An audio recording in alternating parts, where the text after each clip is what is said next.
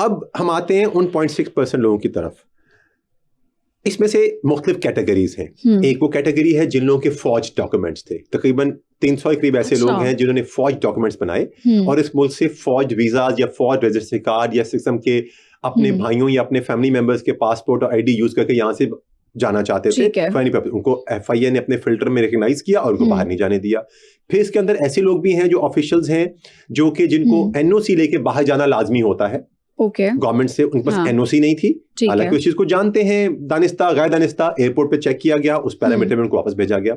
इसमें ऐसे लोग भी शामिल हैं जिनको एयरलाइंस खुद ऑफलोड कर देती हैं, मसलन उनके पास कोई इलेक्ट्रॉनिक वीजा ये चीजें नहीं होती हैं, ऐसे डॉक्यूमेंट्स नहीं होते जिनको बोर्डिंग पास डिनाई किया जाता है, फिर एयरलाइन उसका बर्डन बर्दाश्त करती है और बाद में फिर उनको अकॉर्डिंगली अकोमोडेट करती है, उनको रिकॉर्ड करके। जी, ऐसी परसेंटेज भी शामिल है। फिर इसमें ऐसी परसेंटेज भी है कि लोग अपने आप को सेल्फ ऑफलोड करते हैं। अब सेल्फ ऑफलोड का लफ्ज बड़ा अजीब होगा आपके लिए, उसकी मैं आपको एक्सप्लेनेशन दे देता हूँ।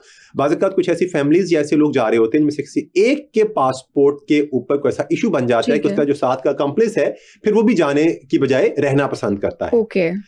इसके अलावा इसमें ऐसे लोग भी शामिल हैं जिनके नाम किसी स्टॉप लिस्ट में होते हैं, जिनको बाहर जाने में ममानियत होती है बिकॉज किसी केस या इंक्वायरी में यहाँ इन्वॉल्व होते हैं और उनका प्रॉपर लीगली उनका नाम जो है बाहर जाने की स्टॉप लिस्ट में होता है, तो उनको रोक लिया जाता है। अब लास्ट वो कैटेगरी बनती है जिसमें सबसे ज्यादा लोगों का इंटरेस्ट होगा, जिस वजह से लोगों में पैनिक बनता है, वो है विजिट वीजा या वर्क वीजा।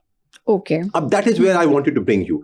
ये सब चीजें अगर हम निकालते हैं तो इस 0.6 का भी इफ आई कंसीडरिंग अगेन इस 0.6 को अगर मैं कहीं लेके जाऊं तो इस 0.6 का 15% वो लोग हैं जो वर्क वीजा पे होते हैं, ठीक है, एंड रेस्ट मेजॉरिटी जो है इसकी वो विजिट वीजा की है, ठीक है।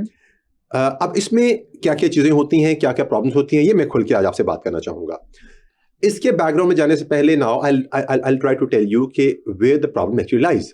होता ये है जो तो जेन्युइन ट्रैवल है उसको कोई प्रॉब्लम नहीं आ रहा, वो एयरपोर्ट पे आता है, अपना वीजा अपनी चीजें साथ लाता है, उसका जेन्युइन पर्पस, जेन्युइन डॉक्यूमेंट्स के अलावा जेन्युइन पर्पस टू ट्रैवल भी होता है। जेन्युइन पर्पस टू ट्रैवल को अंडरस्टैंड करने की कॉन्टेक्स्ट को बहुत जरूरी है इस वक्त कि लेट्स से आपने यहाँ से किसी भी टूरिज्म वाली कंट्री का आपने वीजा लिया है और आप राइटफुली सो आप वहां सैर करने के लिए जा रही हैं, टूरिज्म के लिए जा रही हैं, तो आपका ये राइटफुल पर्पस है कि आपने उस गाब या उस मास्क के अंदर आप कहीं पे इलीगल इमिग्रेशन लेटर ऑन नहीं करना चाहते। आप पाकिस्तान से लीगल जाएं और वहां से आप इलीगल डॉक्यूमेंट्स लें और कहीं जाएं।